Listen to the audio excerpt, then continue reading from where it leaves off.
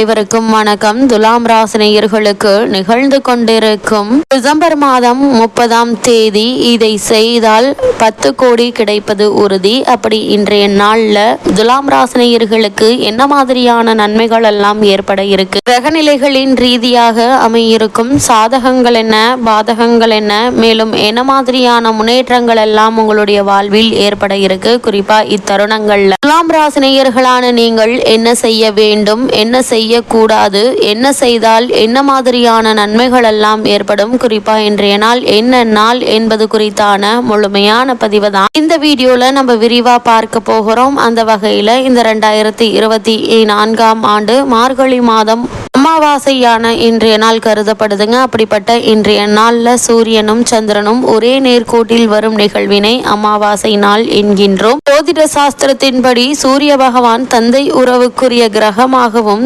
சந்திரன் தாய் தொடர்பான உறவுக்கு காரணமாக கருதப்படுகிறார்.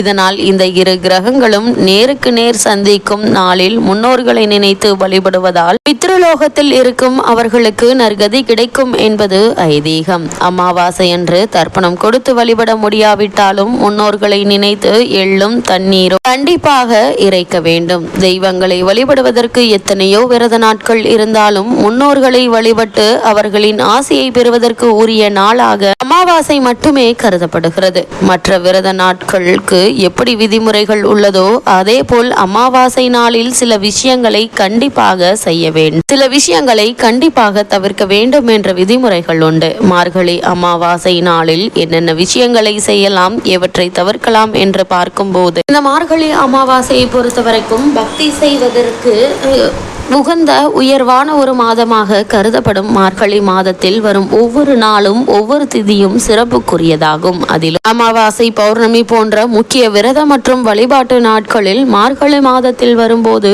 கூடுதல் சிறப்பு பெறுகின்றன. பொதுவாகவே அமாவாசை என்பது முன்னோர் வழிபாட்டிற்கு உரிய நாள் என்பது அனைவருக்கும் தெரியும். ஆனால் மார்கழி மாதத்தில் வரும் அமாவாசைக்கு தனி சிறப்பு உண்டு. அதிலும் இந்த ஆண்டு வரும் மார்கழி அமாவாசை மிகவும் சிறப்பு வாய்ந்ததாக கருதப்படுகிறது. அப்படி மார்கழி அமாவாசையில் நம்முடைய முன்னோர்களுக்கு மட்டுமல்ல, அகால மரணம் அல்லாத துர்மரணம் அடைந்தவர்களுக்கு மார்கழி அமாவாசை அன்று தர்ப்பணம் கொடுத்து வழிபட்டால் அந்த ஆத்மாக்கள் துன்பப்படாமல் வைகுண்ட பதவியை அடையும் என்பது நம்பிக்கை.